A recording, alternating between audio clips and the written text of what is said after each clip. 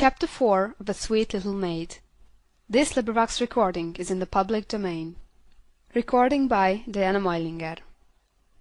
A Sweet Little Maid by Amy Ella Blanchard. Chapter 4.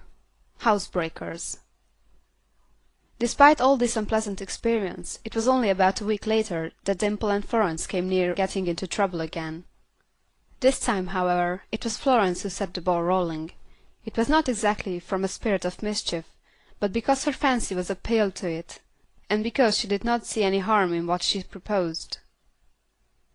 The two girls had been to take a note to Mrs. Hardy, and on their way home they passed a pretty house and grounds, which greatly attracted Florence.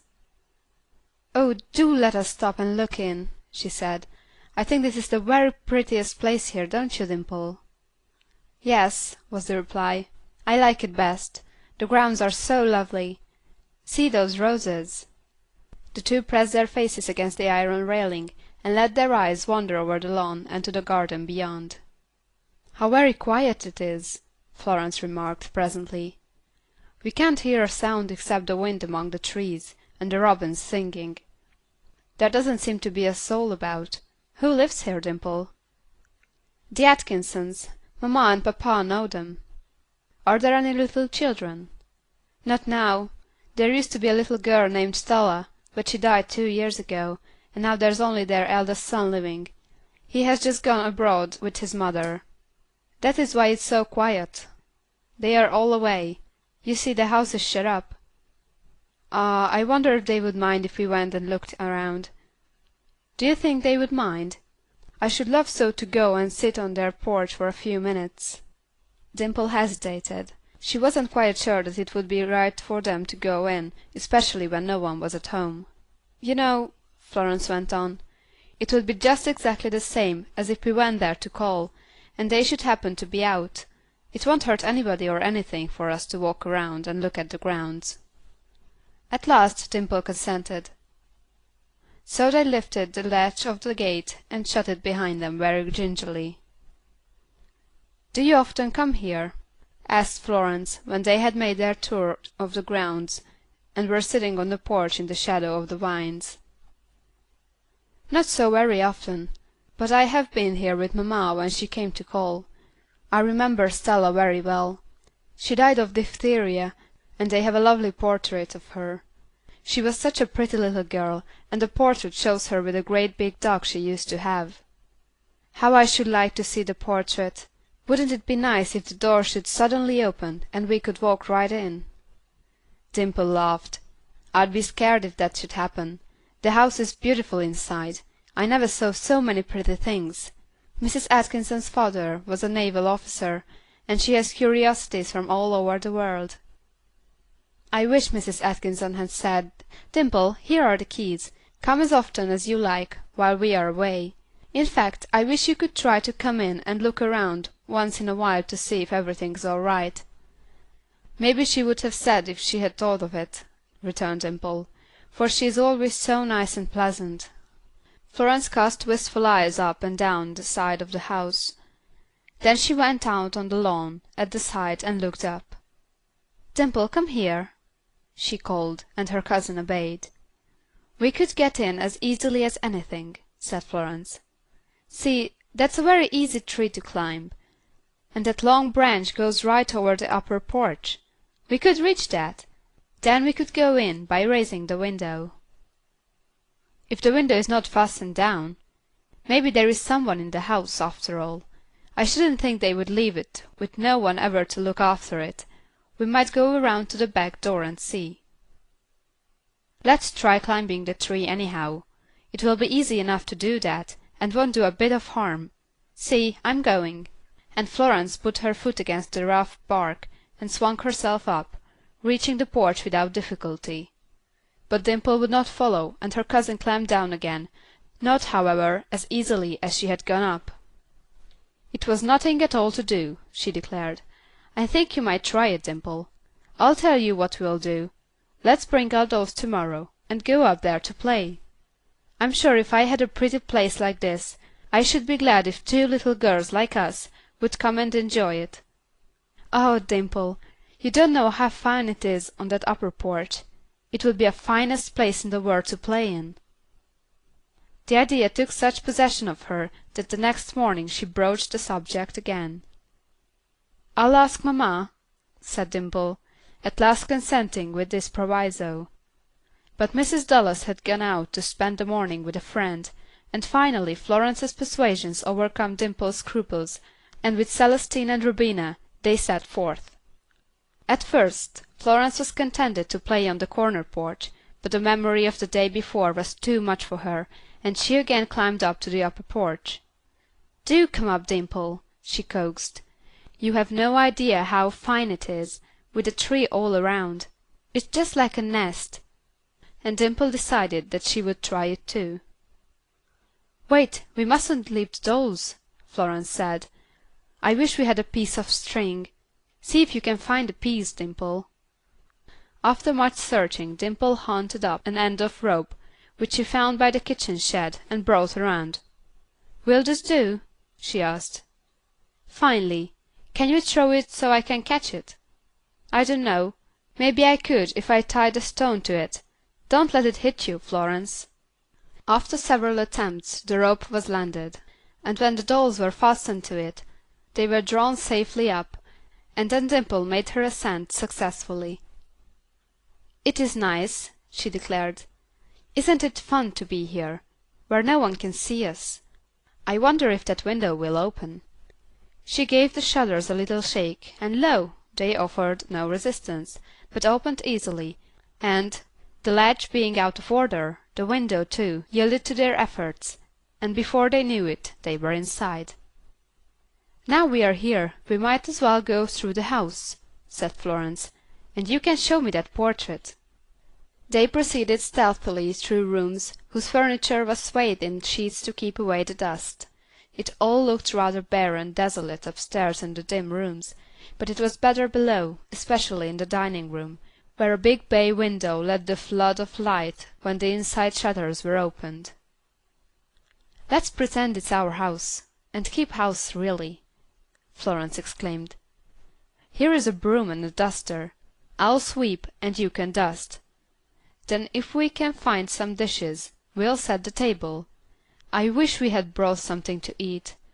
Oh, Dimple, you haven't shown me the portrait yet. Where is it?" "In the library. Come, we'll go there now." "My, but it's dark in here," Florence exclaimed, as they entered the room. "Let us open the shutters a little so we can see the picture." This they managed to do, shutting the windows carefully. "It seems dark still," Dimple remarked. "I wonder what makes this such a dark room." Just then they heard a mighty crash and both stared, then clung to each other, whispering, "What's that?" "It is thunder," said Dimple, when a second peal was heard. "Oh, how dark it is. Come, Florence, we must hurry. Open the window and shut the shutters as quick as you can, and I'll go to the dining room. We must leave everything as we found it." "Don't leave me," Florence implored. "I can't bear to be alone when the lightning flashes so."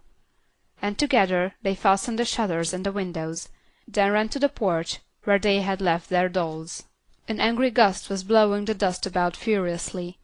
The trees swayed and creaked, lashing their branches about in a very terrifying way. The thunder growled and muttered, while sharp flashes of lightning zigzagged across the sky almost incessantly. "We would never dare to go down the tree while it is blowing so," said Florence after they had surveyed the scene for a moment in silence. "But it is beginning to rain. Oh dear, what shall we do? It's coming down a perfect torrent. Come back, Florence, we'll have to go inside," cried Dimple. And snatching up their dolls, they retreated into the house in no enviable state of mind, between fear of the tempest and alarm at being obliged to stay alone where they were. "We might as well make ourselves comfortable," said Florence at last. "Suppose we go down to the library or the dining room. We can open the inside shutters, and it won't seem so gloomy. I'd rather see the lightning than stay up here in the dark." "Oh dear, I wish we hadn't come at all," sighed Dimple. "I wish we were safe at home. Mamma will be so worried, for she won't know where we are. I do wish we hadn't come." Florence was very uncomfortable, but she tried to brave it out. "Anyhow," she said, "it's a great deal better than to be out in the storm. I am sure auntie will be very glad when she knows we were safe here. And it isn't as you had come to a perfectly strange house. The Atkinsons are your friends, and they won't mind a bit our coming here for shelter. I know they won't. They'd be very hard-hearted if they did mind." "Yes, I suppose so," returned Dimple, somewhat comforted. "Very likely your mamma isn't bothering at all about us," Florence went on. "She probably hasn't gone home herself, on account of the storm." They had been conversing together at the top of the stairs, and now made their way to the dining room, where, after opening the shutters, they stood looking out at the rain. The peals of thunder had died away into distant mutterings, but it was still raining hard. "Somehow we always get into trouble when it rains," Dimple remarked. "Don't let's talk about that," returned Florence. "See how the raindrops dance up and down. Little water fairies they are. Don't they look as if they were having a good time?" "Yes, but I'm getting hungry. I wonder if it isn't most dinner time. Do you suppose it will rain all afternoon, Florence?" "I don't know. If it holds up, we'll have to run between the drops." "But how can we get out? We could never climb down that sopping wet tree, and we would be very wicked to leave any part of the house down here unfastened. Some one might see us and try to get in." They lapsed into a grave silence, which was presently broken by a startled "What's that?" from Dimple. She heard a sound like a click of a key turning in a latch. They listened fearfully, as the sound was followed by the shutting of a door and the noise of footsteps along the hall. The two girls looked at each other. "Let's hide," whispered Florence, but before they had decided what to do, a man was seen standing in the doorway. It was Mr. Atkinson. "Well, well, well," he exclaimed. "Where did you little girls come from? You came in out of the rain, I suppose, but how did you manage it? Why, Eleanor, is it you? I declare I didn't know you. It is fortunate you managed to escape the storm. It was a hard one." Dimple stood very much confused, her color coming and going, and her eyes very bright. But she summoned up courage to make the confession. "We did come in out of the rain, Mr. Atkinson, but no one let us in, and we didn't happen to come here on account of the storm." "You didn't? Come here then, and tell me about it." He drew her to his side and looked down at her very kindly. She dropped her eyes and hung her head in confusion, but she went on.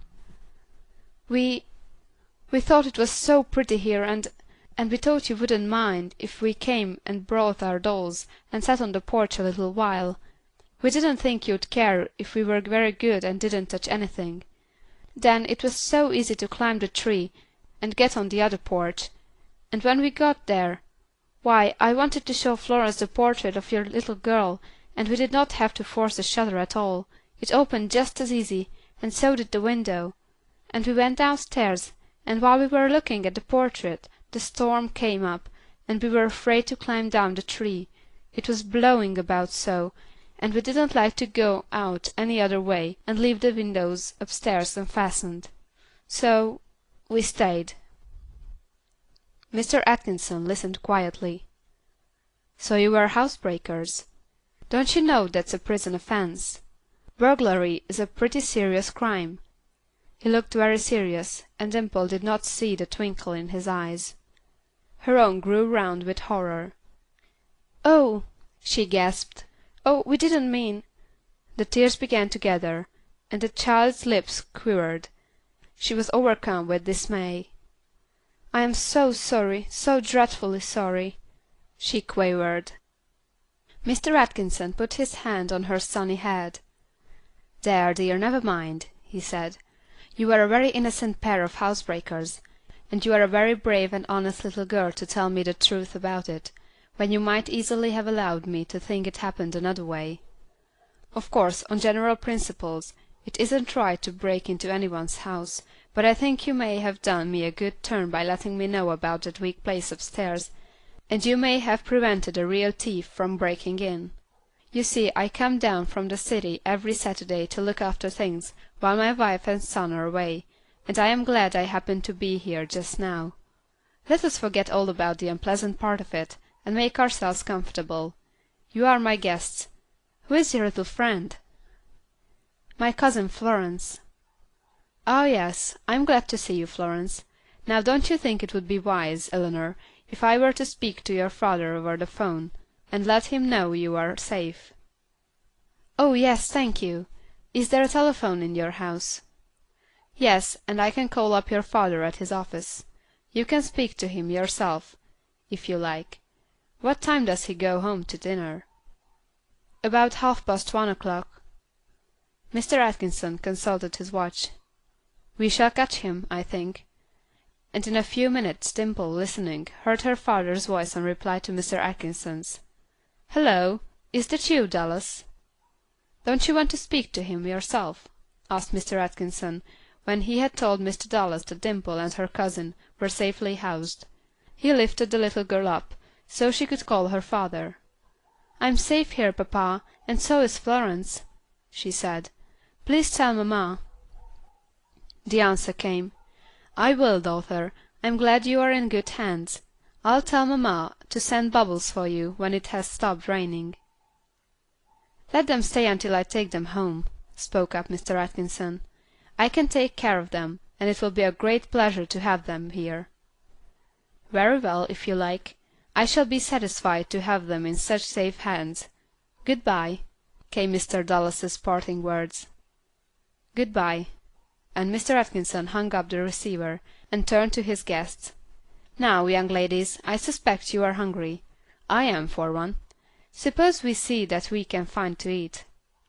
He took out his keys and unlocked the pantry door. The girls looked at each other. There were delightful possibilities before them. "I'll forage in here," continued Mr. Atkinson, "while you set the table. You'll find dishes in there," and he pointed to the china closet. This was such an unexpected outcome of the morning's affair, that the two little girls retired behind the door and hugged each other, and then briskly went to work to set the table, upon which Mr. Atkinson placed various articles. "I keep a lot of such truck in here," he told them, "so in case I get hungry, I can find a bite to eat. Do you like sardines or canned salmon best?" "Sardines!" exclaimed both the girls. "That settles it. We haven't any ice, or we could have some lemonade. We'd better have chocolate. What do you say?" "It would be very nice, but we have no fire." "Fire enough. See here." He turned on the gas, and lighted the little stove over which the chocolate was made, condensed milk being at hand for use. "Now, let me see. I've some ginger snaps somewhere, and some marmalade. This is rather a mixed meal, I am thinking, but it will keep us from starving." "I should think so," said Florence, surveying the table. "I think it is fine." "And we can wash the dishes afterward. Will you let us?" asked Dimple. "I shall be charmed to have you," Mr. Atkinson assured her. "It was one of the points upon which I felt uncertain.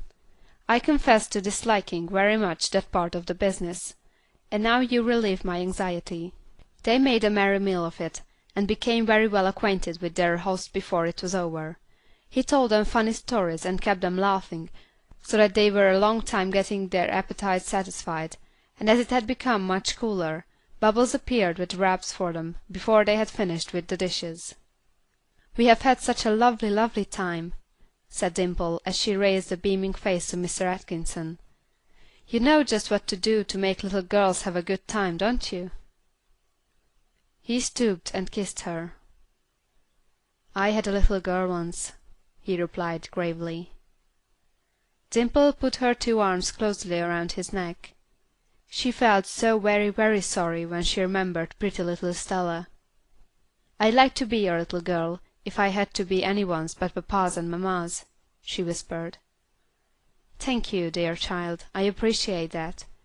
It is a very great compliment," he answered slowly. I want you two little girls to come over whenever you can. I am always here on Saturday afternoons. Will you come to see me often?" "If mamma will let us. I'm afraid maybe she will not, because we were naughty about coming when we had no right to." "Well, we will see how we can manage it. I will tell your father about it myself, or, better still, I will walk home with you, and you can tell your story to your mother, and let me beg pardon for you. How will that do?" Dimple's eyes spoke her thanks, and she turned to Florence, who answered with a satisfied smile. And so by Mr. Atkinson's kind request, the culprits were forgiven, and were promised that they should go again since Mr. Atkinson really wanted them. "And you must feel at liberty to play about the grounds all you choose," he told the girls. "They can run about and sit on the porches to do as they please, so long as they don't trample the flower beds, or get into any mischief," he said to Mrs. Dallas. "We wouldn't hurt anything for the world," put in Florence and Dimple, eagerly. And they bade their good friend farewell, feeling very humble and thankful that matters had turned out so well for them. "We don't deserve it, and I feel dreadfully ashamed of myself," said Florence, meekly. "I think Mr. Atkinson's put our heads in the fire," said Dimple, soberly. "What do you mean?" her mother asked. "Why, isn't that what the Bible says, when any one does something very kind to you after you have been mean to him?" Mrs. Dallas laughed. "You mean he heaped coals of fire on your head. That is the expression the Bible uses." "It's a funny one," Dimple responded, thoughtfully. "Anyhow, mamma, I shall never, never try to break into any one's house again." "I hope not." "I really meant to ask you if we could go over there, mamma, but you had gone out. We were in dreadful trouble for a while." "Yes, I know, dear. One very little wrong beginning sometimes leads to a great deal of trouble. Even grown people found that out." "Do they? It always seems as if you must know everything, mamma." She smiled and shook her head. Thus ended this incident, but neither Dimple nor Florence ever forgot it. Chapter 5